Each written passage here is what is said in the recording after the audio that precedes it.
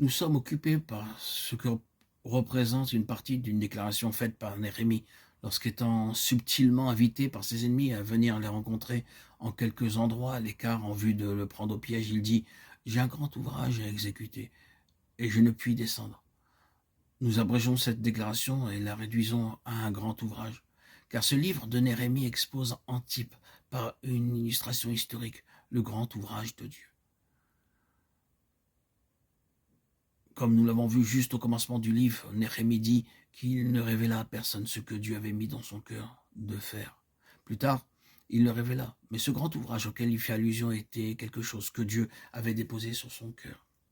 Avant que nous avancions sur cette question de la reconstruction de la muraille du témoignage, je désire introduire ici une parenthèse très importante et qui englobe tout, non pas basée sur quelques propositions ou textes particuliers, mais sur ce qui imprègne l'ensemble et lui est sous-jacent, à savoir l'adoration.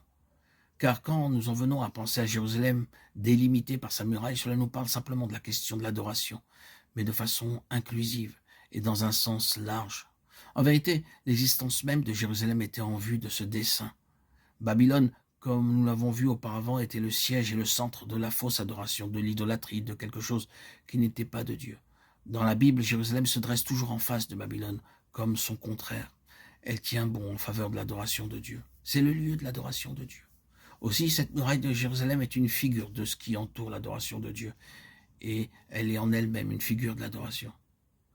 L'adoration est la chose première dans toute l'histoire de la relation avec Dieu, et l'adoration est la dernière chose. Nous trouvons dans la Bible des références à l'adoration, ayant eu lieu avant que le monde fût, avant que la création fût entreprise. Les fils de Dieu occupaient de l'adorer avant la fondation du monde. Qui étaient ces fils de Dieu?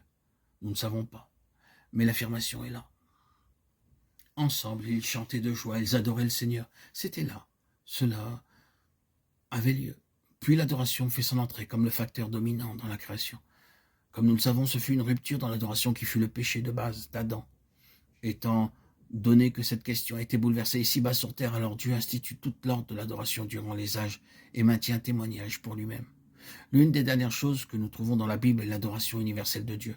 Et je le répète, Jérusalem était en tant que type, figure et illustration historique, le siège terrestre de l'adoration du Seigneur, celui du maintien de l'adoration à son adresse. En passant au Nouveau Testament et dans cette dispensation du terrestre au céleste, nous sommes approchés de la Jérusalem céleste des myriades qui forment le cœur des anges de l'assemblée des premiers-nés. Hébreux 12, 22, 23. Et c'est l'adoration. C'est l'adoration rétablie dans le ciel,